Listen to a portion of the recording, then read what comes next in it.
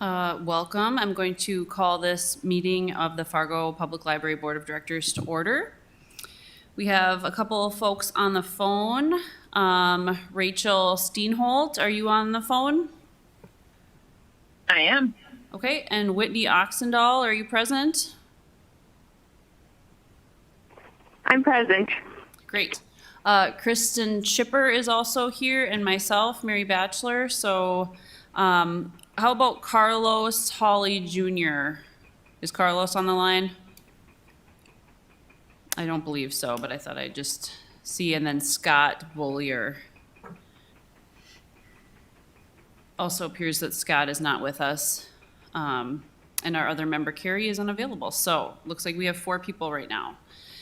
So we'll go ahead and get started on the agenda. The first item on the agenda is approving the order of the agenda.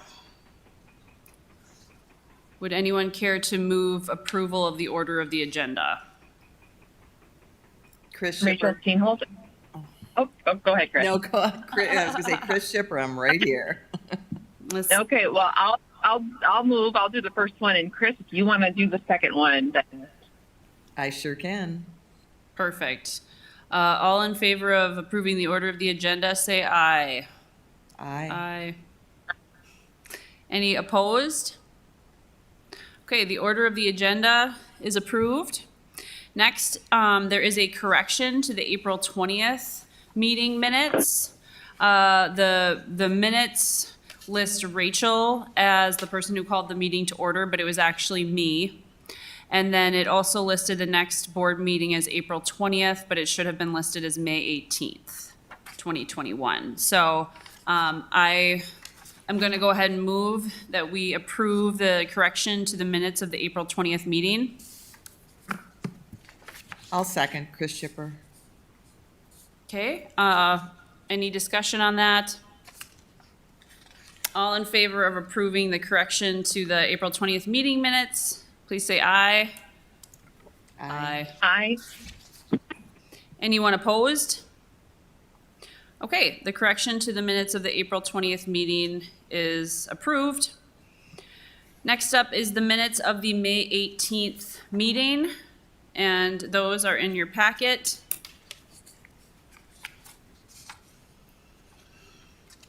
I will. Rachel Steenholt. I'll move to approve. Thank you, Rachel. I'll second Chris Shipper. Thank you, Chris. All in favor of approving the minutes of the May 18th meeting, say aye. Aye. Aye. Aye. Any opposed?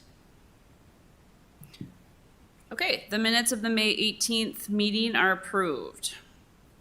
Next, we have a staff report from Megan Richardson. And I believe Megan is over the phone. Yeah, can you hear me? Sure can. All right, so hiring update. We are currently in the interviewing process this week and next week for the LA2 position at the branches. That is Sunny's old position. So far, the summer reading program just started last week, but we have a total of 1,556. So 1,556 people signed up so far. The majority of those are school-age children, but there are over 400 adults signed up, over 100 teens, and then the rest of that is either school-age children or young children. We're still doing a mixture of virtual and in-person events. So all in-person events are being held either outside, weather permitting, or being adjusted to account for social distancing.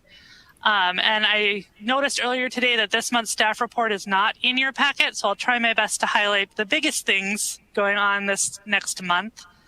So we have in-person story times starting again. They're going to be garden story times and crafts at the Library Learning Garden at the Carlson Library. So people will gather outside for a story and then have make and take crafts that they can take home with them. Registration is required so they can control numbers. Those are going to be held June 22nd and July 6th at 6 p.m., so in the evening, instead of a mid-afternoon story time. We have a speaker named Yasu Ishida doing 2 presentations for us, and they're going to be virtual presentations, which will be available June 28th through July 3rd. And he is an origami specialist and a magician. So he's doing a storytelling with origami animals for families with children ages 6 to 12. And he's going to talk about how storytelling and Japanese folktales can kind of incorporate with origami and magic. So children can pick up origami paper to use during the show to make simple origami crafts at home. And then he's doing one called Origami in Motion, and that one's for teens. So that one, it's a workshop teaching them how to make action origami. So the things that fly, flip, jump, snap. So they'll have like the traditional flapping bird, the jumping frog. Neither of those events requires any registration, and they will be available throughout that week of June 28th. We have 2 theater companies offering performances this summer. So the Gooseberry Park Players will be visiting the library on the morning of June 30th to perform selections from their production this year's Beauty and the Beast. They'll also have some theater games for kids, and there isn't registration required for that one. And then the Traveling Lantern Theater Company will be doing 2 virtual performances of Tale of the Rainbow Lizard. Those will be July 6th and July 11th, both at 7 p.m. And that one does require registration, and that's up on our website. Also have Diane Diapoli, who is the Penguin Lady. She's a penguin expert, a TED speaker, and the author of a book called The Great Penguin Rescue. She was a caretaker for penguins at Boston's New England Aquarium for 9 years and has been to Antarctica 4 times. That will be June 23rd. She's doing 2 presentations that day, one at 11 a.m. for ages 3 and up, and one at 2 p.m. for ages 6 and up. There's also, we have an artist author, Michael Albert, coming June 30th. He's the author of An Artist's America, and he will lead 2 collage workshops at the library. So participants will make their own collages. He uses cereal box and like other cardboard box type materials in his artwork, and that's what they'll be using at the event.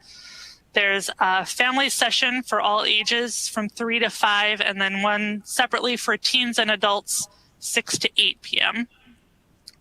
We have a lot of crafts starting outside. Since they're outside, they're able to do messier crafts than they normally are able to. So for kids, they're doing a messy sloth art celebrating animals from South America with finger painting. That is July 7th and 8th. There's one session at Carlson and one at Maine downtown. For teens, there's no registration required for the kids ones. For the teen ones and adult ones, they are requiring registration. On June 22nd, they're doing spray dye t-shirts. So they're using spray fabric dye to make tie-dye effects on white t-shirts. And then in July, they're doing sun art. So they're using objects they can find out in nature to create silhouette prints on photoreactive paper. And adults are doing a paint pour session next week on June 19th. Or wait, that's later this week. And then they're making bandanas in July. And all of the supplies will be given, which is why registration is important.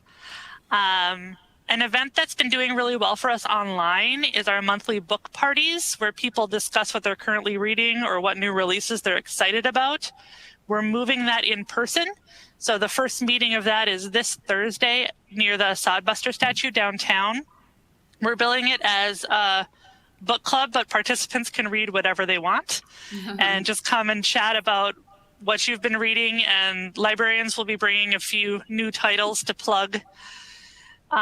We've also just started doing community engagement events again. So we were at Midwest Kids Fest last week. We will be at the Fargo Police Picnic happening this week, and we're looking for other opportunities as things start to open back up. There's a lot of other things there's a lot going on this summer. So either check the library's website or grab a newsletter next time you're in the building. Wow, thanks, Megan. And I can email out the report too. Okay. So we can make sure that gets out. Sounds good. Yeah, it's overwhelming, all the cool stuff that you've got going on. And it's very exciting to hear that in-person programming and community engagement activities are getting restarted and you guys are getting back out there and seeing people in person. So that's awesome. Does anybody have any questions or comments for Megan? Doesn't sound like it. So thank you very much. Appreciate it. We'll see you next month. Okay, next item on the agenda is the director's report. Yes, and a quick COVID-19 update. No staff currently impacted or locations. Pending the board's action tonight with the face covering policy and rules of conduct policy, we'll be looking to reopen conference rooms to make them available to the public for organizations as of tomorrow. The community rooms will be available as of July 1st. So the smaller rooms will start to become available as of tomorrow, and the larger community rooms, such as the one at Maine, Carlson, and at Northport, as of July 1st. Working our way back in terms of public internet capacity back to normal capacity as of July 1st as well. And as Megan mentioned, kind of a mixture of virtual and outdoor in-person programming. So that's kind of where the direction we're headed. The big thing is the board's action on those two policies this evening. In terms of the other part of my report, met with the ownership folks of the Breezeway Cafe, looking at late July, early August in that regard to get that back open. I'm excited about that. All the other meetings you see there per your packet if you have any questions. Sounds great. It's also exciting to see the facility getting opened back up.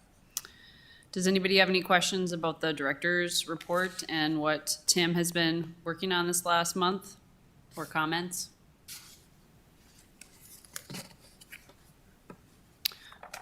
Okay, hearing none. We can move on to the next item on the agenda, which is unfinished business. The Library Director's Review Committee. I just wanted to give a little update on this. Since the last time we met here as a board, no action has been taken, but we will be scheduling a meeting for sometime in June. So before the end of the month, the committee will be meeting again, and then we will finalize some recommendations for the board's review and approval at the next full board meeting. So I don't know if anybody has any questions about that.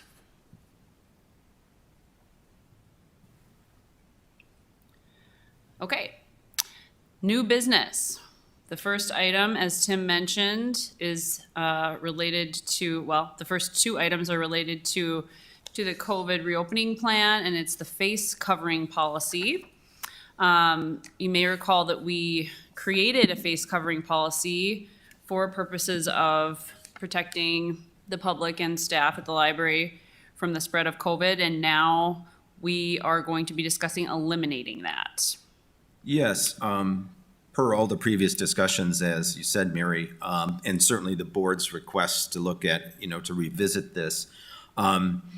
Based on our discussion at the admin team level, certain comfort level there, and in lining ourselves with the other city departments, is asking the board to eliminate the face covering policy that was created back in May. Okay.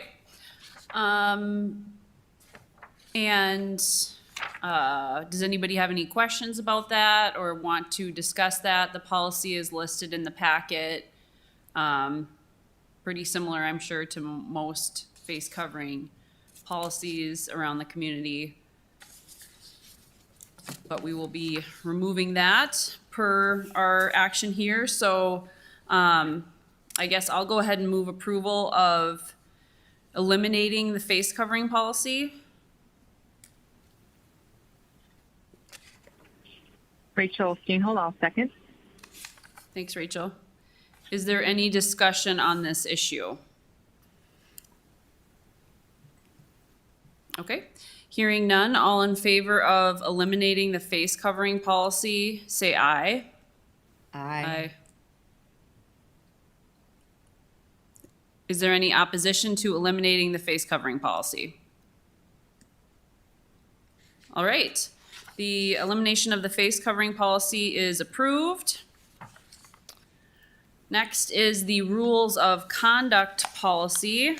This is just one clause out of the rules of conduct that are a consistent part of the board's, or excuse me, the library's policies. But the recommendation is to remove language from the rules of conduct policy that mandates social distancing.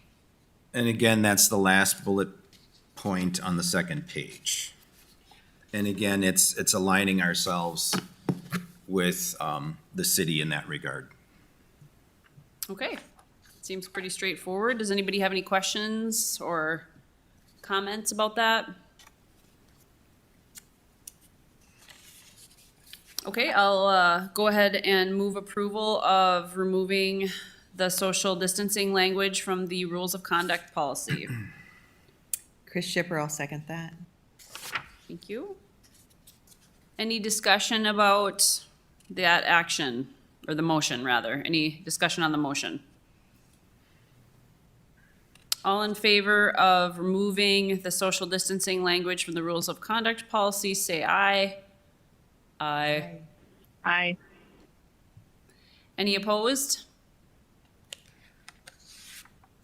All right, motion carries, and the rule of conduct policy will be eliminating the social distancing language. All right, so now we have the 2020 impact report. Yes, you should have received this in the mail. If you did, I hope you did. And again, as in previous years, put together kind of the highlights of all the activities that you guys hear about every month, and put it together in a very professional, well done. Melissa Duncan, our community relations specialist, did a heck of a job on this. I think it turned out really, really nice. And then once we have this put together, we mail it out to donors and both local and state officials, and have it available also. So want to also provide it to the Friends Board and obviously to this board. So it's certainly something that came out from a previous strategic plan, and it's always a fun thing to look at, to really show everything that folks have been doing in terms of the library. My favorite one is on page 7, where the little ones are sitting on their blankets watching the virtual story time. I thought that was fun. So want to just highlight this and say thank you to Melissa Duncan and all the other admin team folks that put it together. I think they did a great job. Yeah, absolutely. I would second that. It looks very nice.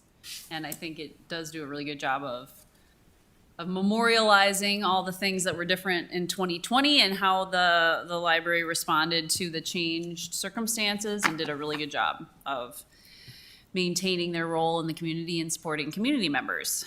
So, well done. Anybody have any questions or comments regarding the report, the impact report?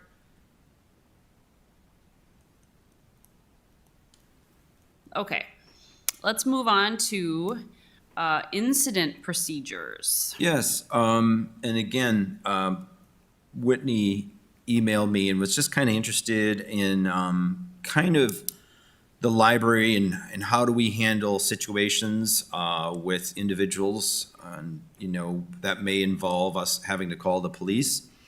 And obviously, that's a wide range of things. When we're looking at why we may call the police, there's quite a variety. And I looked back a year and 12 months, and there were 35 calls, and the majority of them were found property. No. It isn't ours, so it goes to the police.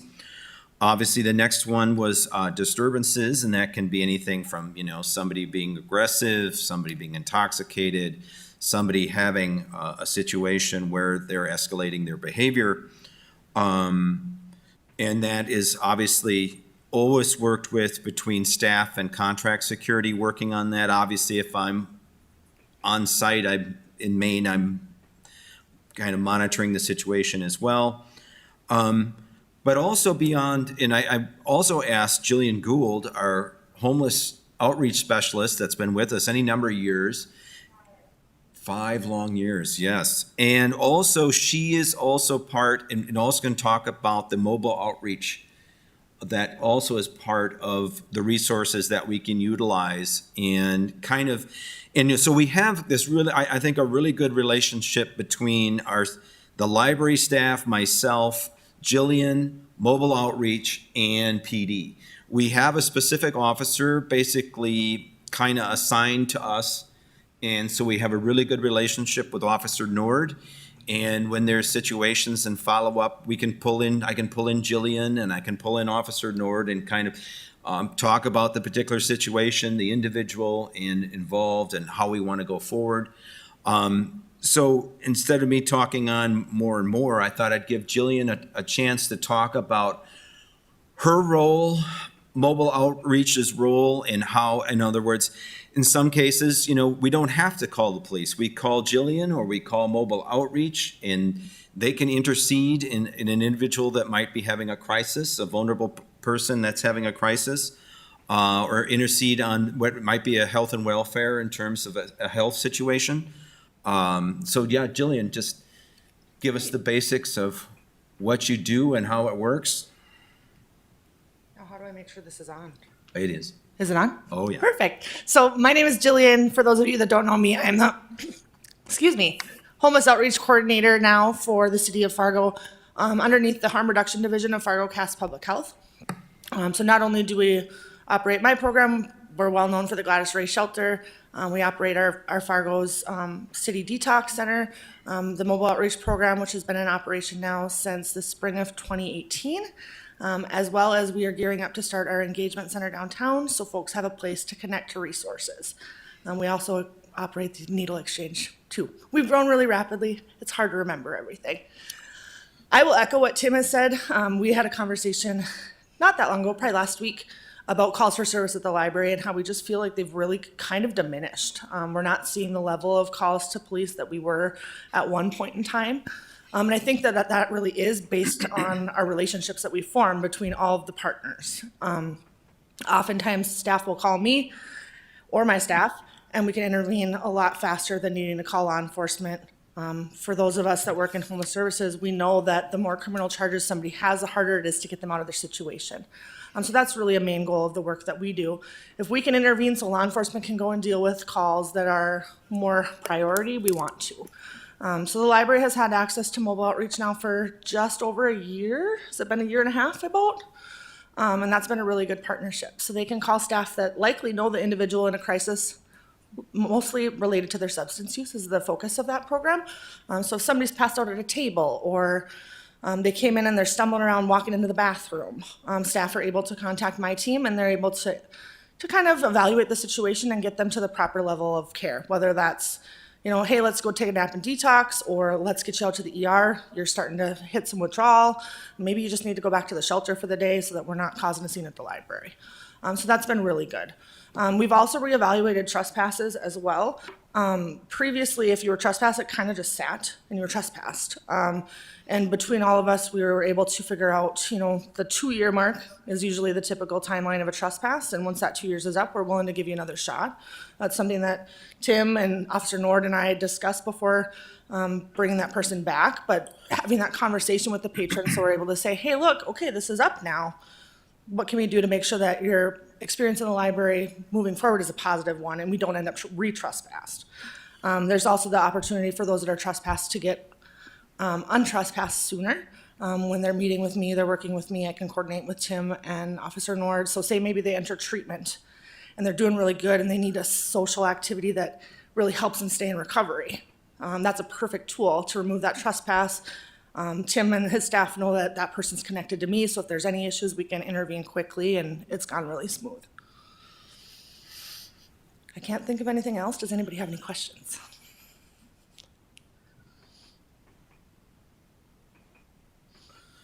One of the other questions that Whitney had was in regards to de-escalation training. Certainly, pre-pandemic, we did periodic de-escalation training utilizing Fargo PD in that regard.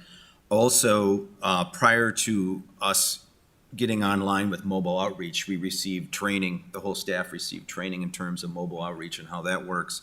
And in the meantime, we hooked on to a training source called Niche Academy, a person by the name of Ryan Dowd that runs a very large homeless shelter, I believe in Chicago. And so he has several really good webinars related to de-escalation related to homelessness, which is obviously very germane to our situation. So there's been a number of options in terms of training on de-escalation in which we'll continue. So I don't know if Whitney or anyone else has any additional questions in that regard.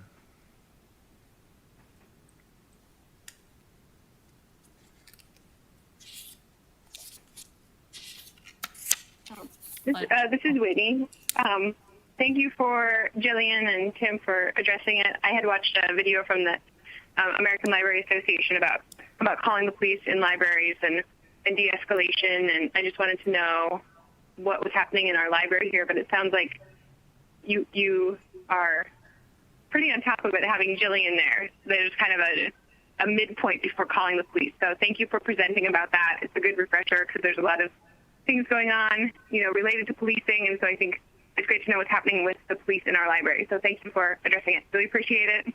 Good job, everyone. Great, thanks. Yeah, thanks so much, Jillian. It's really interesting, and it's great to hear that you guys have such a comprehensive and holistic approach to dealing with those issues. So that's great. I don't think a lot of people know about all the stuff that the city's doing behind the scenes, so that's awesome. Okay, well then, let's move on to number 8 on the agenda, which is statistical reports. And the first is May usage. Yes, and these reports will remain to look rather odd for a number of months when we're comparing numbers with months where there were no numbers. So at least the current May of this year, there's plenty of numbers, which is a good thing, and we're happy about that moving forward. So you can see that just there's not much apples to apples, obviously, in regards to that. Certainly, May, in terms of overall circulation over the previous May is rather significant because the previous May was strictly just no contact curbside and e-content. So we're still working on the anomalies in terms of any kind of statistical comparison in that regard. So it's still interesting to see. Absolutely. Good points. Any questions or comments on that? Okay, let's go ahead and look at the May financials. Right. In terms of the donor list spreadsheet, in terms of unrestricted, you see for May, we received $305. $300 of that was from the drama section of the Fine Arts Group. So thank you to the Fine Arts Group for that. And the $5 was an anonymous gift. The restricted $300 was from the Women's Club of Fargo for young adult books. So thank you, Women's Club of Fargo, for that $300 gift. Thank you very much. On the expenditure side, you can see Friends money being utilized, $458 for the pollinator garden and the garden plants for the Carlson Gardens, the two little garden training garden down at Carlson. The other one, books and materials, was a private donation, anonymous donation for e-content for $250. And another big thank you to the Friends at the staff development side for the Way to Go money and kind of the staff money for summer reading program T-shirts. Which actually those were staff paid for. They reimbursed. Great. It's awesome to see that we have some interesting donors and people that support us just out of the goodness of their hearts. So that's awesome. Thank you to all those people. Absolutely. In terms of overall operating, with 42% of the fiscal year expended through the end of May, looking at just over 38% of the operating expended. Obviously, continue to monitor that. And you can see this past month of May, just a little over $2,000 in revenue. Okay, anybody have any questions on the financials or comments for Tim? All right, doesn't sound like it, so let's go ahead and move on. The next item on the agenda is the Friends of the Library report. And it does not look like we have any friends present, but we can listen to Tim's financial report and know that they are doing good things for us and donating to the library in awesome ways. They're looking to have a outdoor book sale some point in July. Great. I forget the exact date, but I believe because of that, they are looking for some level of donation of books if people are so willing. Okay, and is it okay for people to bring those to the library? Yeah. Okay. Up to 5 boxes. Up to 5 boxes can be delivered to the library. Okay. And any library? Or just the main? Preferable to Maine. Maine, okay. All right, so up to 5 boxes, Maine Library. I'm gonna put that on my to-do list. Uh-oh. I always have books to donate. Okay, so thanks for that reminder, Tim. Next up is public comment. I think we have someone present that would like to comment, so come on up and comment.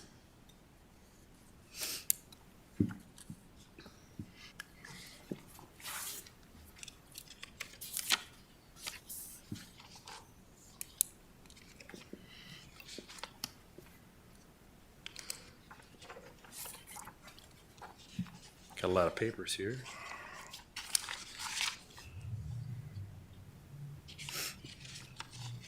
Okay, I'm Christopher Cohn. I'm a Fargo resident. I was here for your April 20th meeting at which you voted on a statement of concern form that I put in with regard to 4 Dr. Seuss books that had been discontinued by the publisher. But I was requesting that they not be. Now, 6 of them had actually been discontinued by the publisher due to the publisher claiming that they were hurtful to children. This was due to racial stereotypes in the illustrations and racial caricatures. The publisher had by itself convened a panel of experts who had recommended those 6 books be discontinued just to protect the brand. I mean, to protect the, going forward, protect the viability of the brand. And in my statement of concern, I did say that these are hurtful to children. Now, I did discover going through the process that the library has a policy of never removing any material based on it being hurtful to children. However, I also stated, clearly that also I was opposed to the books because they were out of date. Why out of date? Because they had racial stereotypes and racial caricaturing. So you don't really find that I don't think so in today's books. Now, one of these books was from the 1930s, 2 are from the 1950s, 1 is from the 1970s.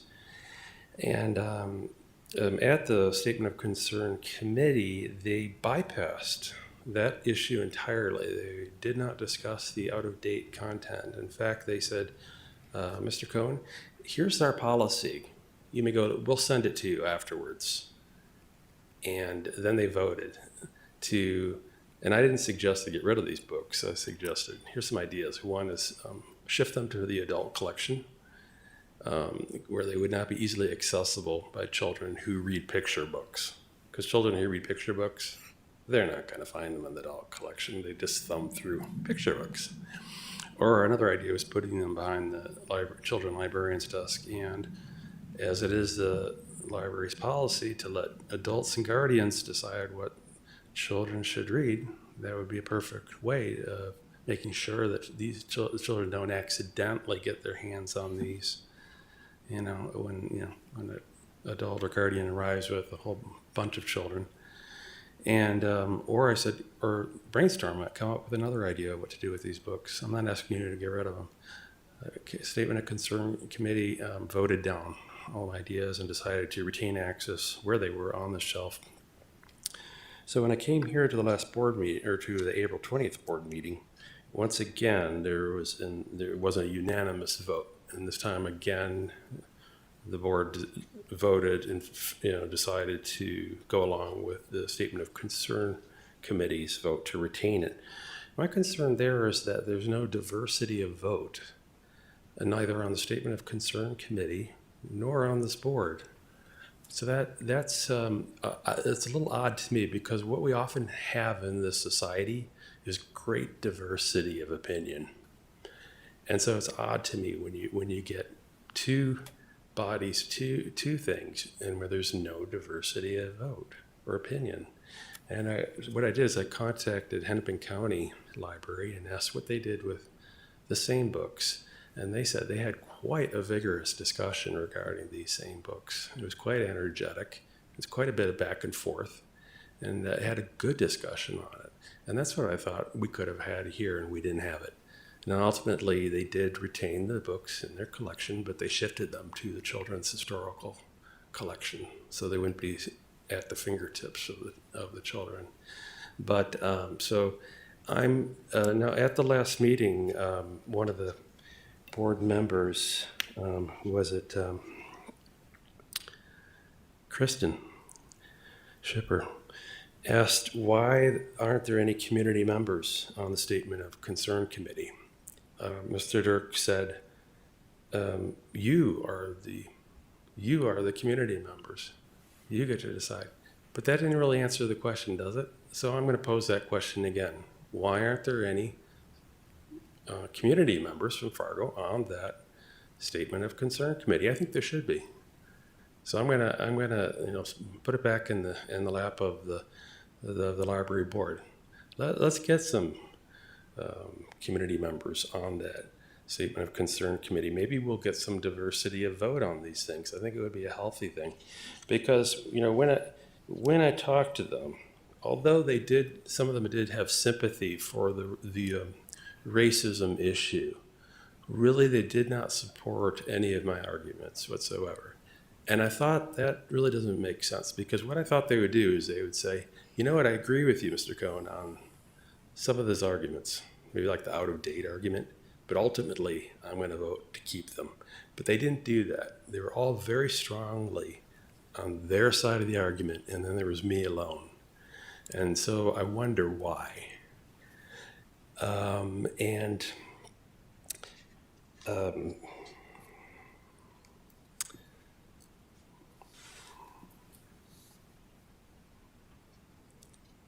Also, I was going to begin this by, before this meeting last Friday, I did ask Mary, if this could be put on, this discussion could be put on as an agenda item here, and you said no, it just would be a public statement. The point was of asking for it as an agenda item so that there could be a possible back and forth, because I think that one-way communication has a limitation in its usefulness, because if it's an agenda item, no one has to respond to me, but they could if they wanted to. And they could ask me a question, or they could make a useful insight, and maybe I could learn from any of you.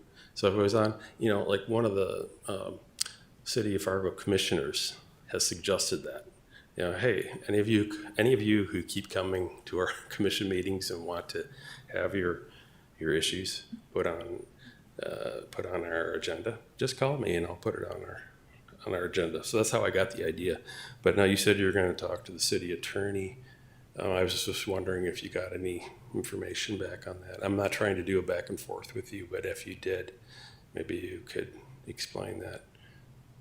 Well, just to clarify, you didn't ask specifically that this issue be put on the agenda. You said you had a concern, and so I said it would be appropriately raised in the public comment section. So I just want to make sure that the record is clear. I did not say that, no, we cannot address this specific item Yes. on the agenda.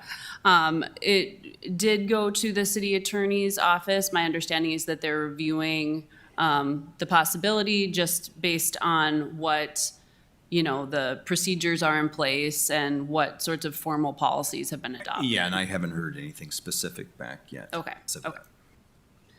So, yeah, we definitely welcome public comment. It's great to see some people here bringing up some issues because we don't get a lot of public comment. So it's great to have public comment. And I think, I can speak on behalf of the board in saying that we appreciate the diversity of opinions that people have.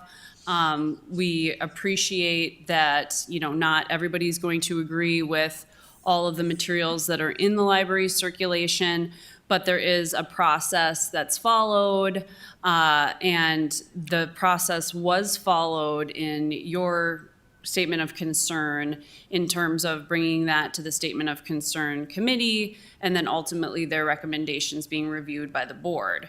I know that we rely on the expertise of the review committee because they are people who have a background in library sciences and in the general philosophy of the American Library Association in terms of freedom of information and freedom of access to information and things like that.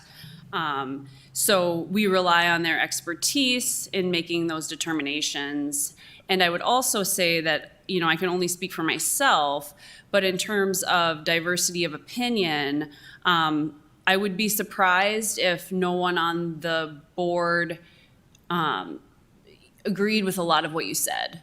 I think that just because we didn't have or don't have a conversation about it on the record doesn't mean that people don't sympathize with those opinions or even, hold those opinions. They just want to follow the process that is in place and as it is provided and as it is stated that we are to do. So even if individual people maybe would agree with you, I think, we follow the process as written because that's what we are to do as members of the board.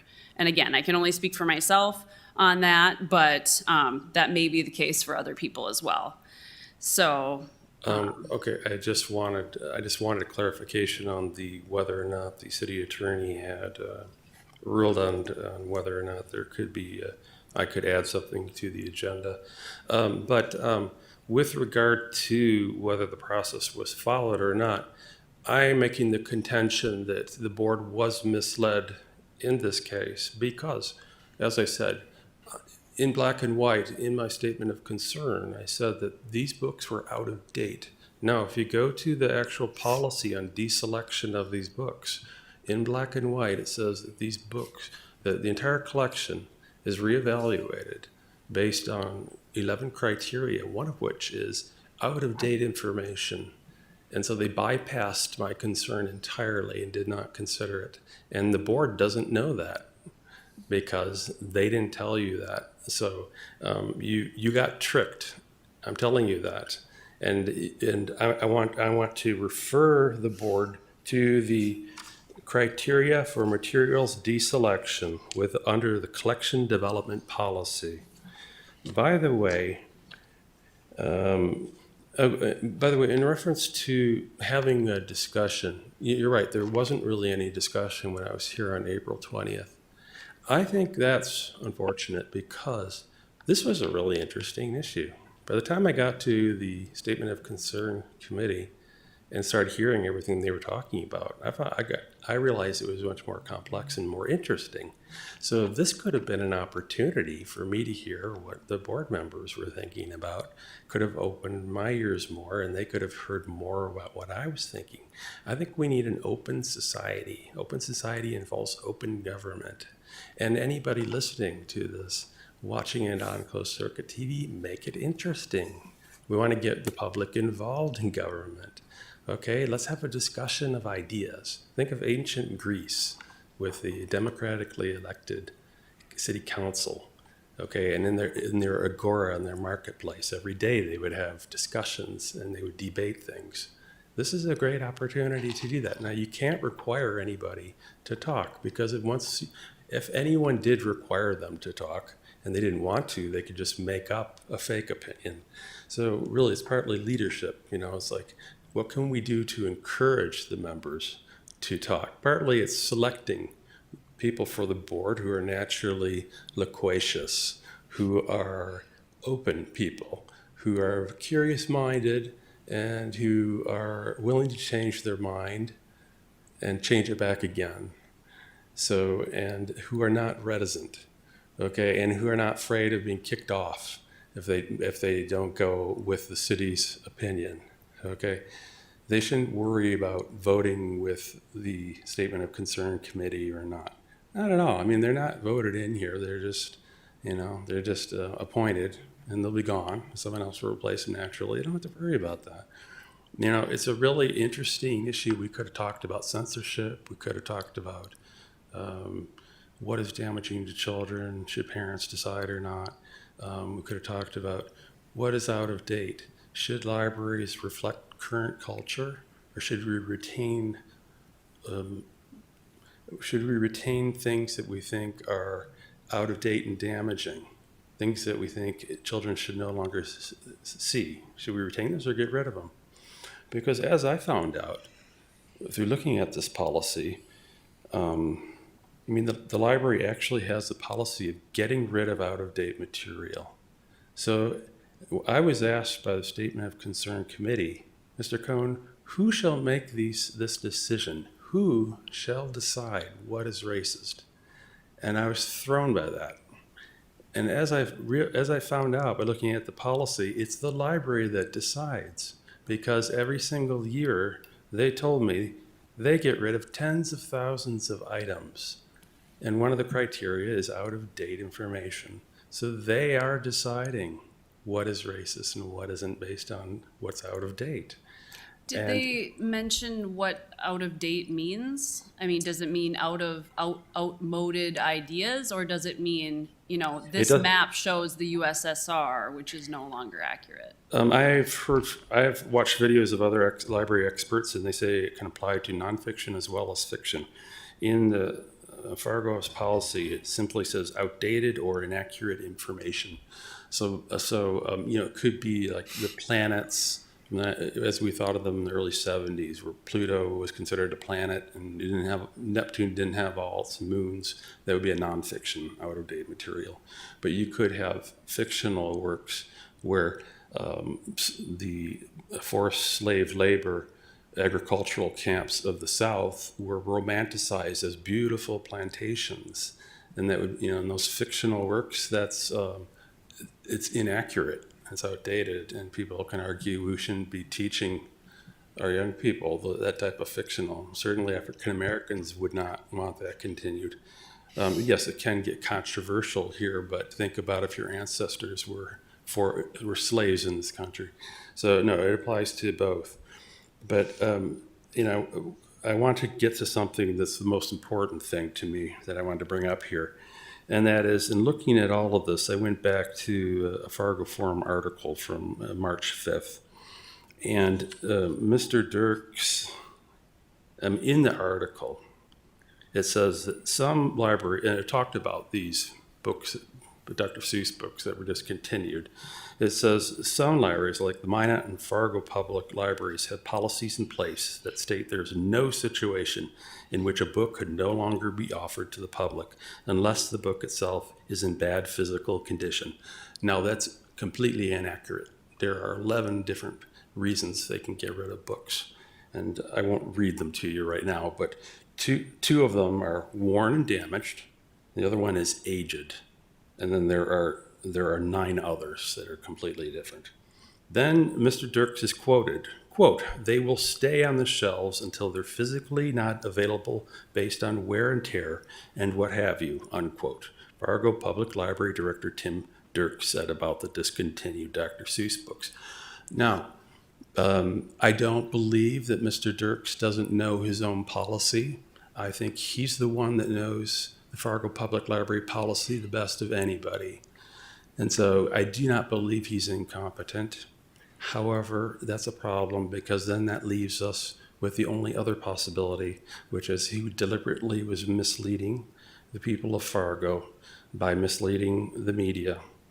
And I have written him a letter on May 13th, and I copied you, Mary, asking him about that article and asking why he said that, and there has been no response.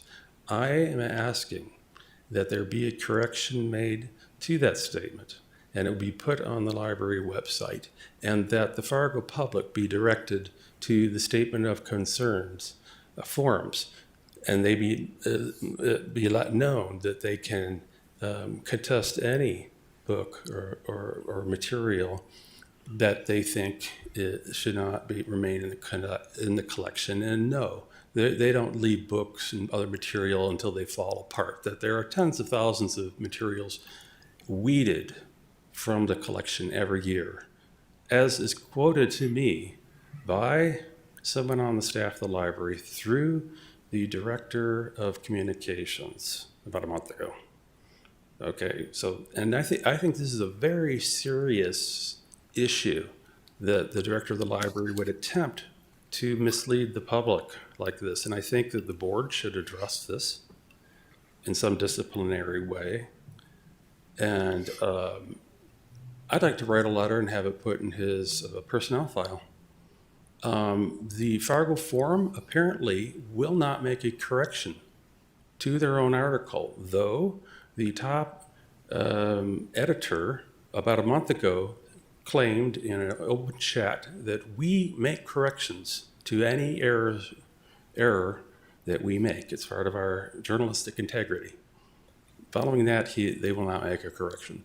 That's why I'm asking that the city make a correction on their website, because this needs to be corrected. Currently, anyone who read that article thinks that everything will remain on the shelves until it falls apart. And they have no idea that they can put in a statement of concern. They've been misled. And I think they've been misled deliberately, because if they haven't been misled deliberately, that means our Fargo director of our Fargo library doesn't even know the basics of our own policy. And then what does that mean? Do we need to look at that? That would also be quite serious, wouldn't it? Finally, the last time I was here on April 20th, I also, brought up that with the director sitting on the Statement of Concern Committee, it did potentially create a conflict of interest for his staff members, because they might not wish to vote differently than he votes, because everyone naturally wants to please their boss. And but I had another idea. If he wants to. Now, I heard in most libraries that directors do sit on these committees. That's not unusual. I don't know if that's true or not. I heard from the state librarian who told me that. But I thought, hey, why don't they just do a blind vote? I wonder if they could consider that. And that way you wouldn't know who voted for what. You just get a vote. And then that way, I think the staff members could vote their heart, and no one would really know how they voted on this. And then you wouldn't have anyone trying to please a director, whether they have a good relationship or a bad one with the boss. Even if you have a good one, you want to please the boss. It's just natural. And this is an obvious case of a conflict of interest. And after that last meeting, I also did ask Jason. He had stated at the meeting that this whole issue with the Dr. Seuss books was a media-created event. No, that's not true at all. Now, as a library employee, I would think that you would be a supporter of the media. And the media, how much of content of the library is media created? I think you would have a positive view of the media, but he doesn't seem to. This whole issue is created by the publisher. The publisher decided to protect its own image. They convene a panel of experts. They decided to discontinue 6 books. Then the media found out about it and they reported it to the public. That's what they're supposed to do. They're supposed to tell us what's going on. I don't want to find out 10 years later what happened because the media didn't report it. Yes, there were some media that were irresponsible and lied. They said that this was an example of canceling, and it wasn't, because nothing was canceled. The publisher decided not to publish its own books, but it was not a media-created event. I did write a letter to Jason. He did not respond. And I think that the employees of the library have been told not to respond to me because I've written several of them, in the past couple of months, and suddenly all at once, no one would respond to me. So that's another, question I'd like to ask the director here. Did you tell your staff not to respond to me anymore? Or maybe that's a directive from our city attorney, since he's constantly involved. Mary, when I just asked you for an email of another board member, you get the city attorney involved. Why? These things should be easy. For us as city residents, make it easy for us to get involved and to communicate with everybody. Well, hopefully you can understand that I'm in the interest of protecting my fellow board members' personal information, not knowing if they want that shared. And Okay. so that, and not knowing what all the rules are, since board members don't get, if you want to know about all the intricacies of open meetings and open records laws, go to the Attorney General's website, because pretty much every opinion that he sets out has to do with whether something's a violation of an open record or an Okay. open meeting law. And so it's very complicated. All right. So, just obviously wanting to make sure we follow the rules and not wanting to give out personal information for people who may not want it out there. I see. All right. So, but we appreciate all of your concerns. I'm not sure what the proper sort of way to address them all is, just because, like I said, we don't get a lot of public comments, and so it's not a process that I'm familiar with very much, or that the board has really discussed ever, as far as I've been on the board. So that may be something that I need to take back to City attorney. or look at procedures that we may or may not have in place. We in terms of putting something in the director's personnel file, that would have to go to human resources. They have their own certain policies that they follow. But, I can say that, again, I can only speak for myself. I think that, openness and open government is a very important thing, and that you should come and share your concerns, and that people will take those concerns and, not always sure that they will be addressed to your liking, but that's the way that the process works, is that people are able to share and air their grievances, but they're not always going to get the answer that they want. So that's what I will say about that. And I'm not sure if there's anything else about that needs to be discussed. I also forgot to mention that I think there should be an appeal process, because there's an incentive to ram everything through the way it was done, because I think they tricked up the process, and they did not consider part of my concern, and now whoops, nothing can be done about it because, hey, there's no appeal process. Well, I will say that I was not in the meeting, but as someone who, considers issues like this for my career, just because there's criteria that need to be considered doesn't mean that every single one would necessarily need to be addressed. I would assume that they considered it holistically and made a decision holistically without, one criteria trumping all the rest, if you know what I mean. Maybe they did think it was out of date, but maybe they thought that based on the totality of the circumstances of the other criteria, it was still worth, keeping it in the collection. And I am just speculating, but I'm just saying that's another way to look at it when there's several criteria involved. That's why I asked Mr. Dirks, and since May 13th, no response. I was simply trying to understand what had happened. No response. Now, you think if it was perfectly normal like that and reasonable, there would be a response. So when there's no response, then you start wondering, what happened? That's why it should be open, and city personnel should respond when you ask good questions and reasonable questions. When they don't respond, it just creates suspicion. It's not a good idea. So, if any, maybe I should send the board a copy of the letter, or Mary, you have a copy because I copied you. Maybe you could give them a copy. And, it's a perfectly reasonable, good letter. He didn't respond to it. And that's worrisome. This isn't a private corporation. This is a public body. It's supposed to be, they're public employees. They're supposed to be accountable to us. This whole entire structure, organization is designed to serve the city residents. It has no other purpose. It's not designed for careers here. It's not for the elected officials. I think a lot of people don't realize that. But we the people, we're supposed to be in charge, actually. Not enough of us are participating. Obviously, there's apathy. But it's not made very easy for us to participate. I think there's a lot of improvement that could be made. But I'm not going to blame. I'm trying to improve it myself. Anyways, I talk too much, so I'll stop here. Well, like I said, I think, we appreciate your feedback, and I think you make a very good point about people participating and bringing those concerns. And I'm not sure, honestly, exactly what the proper sort of process is, but I think that's something that we can look into as a board and see if, there's ways that we can make it more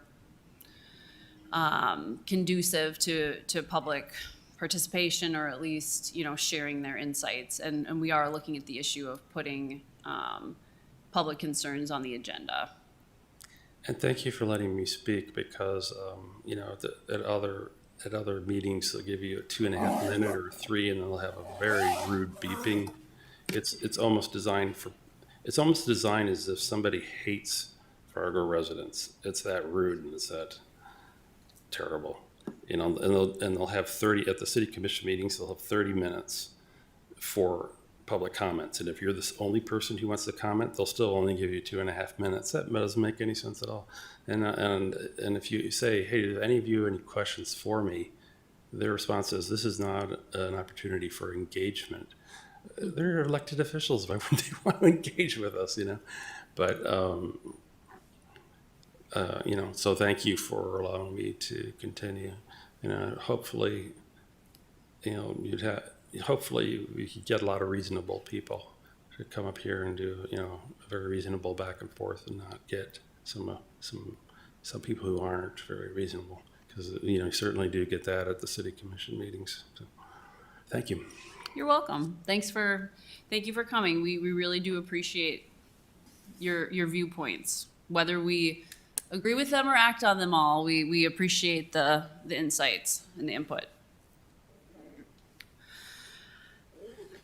It looks like our next regular meeting is July 20th. And unless there's anything else to discuss, this meeting is adjourned.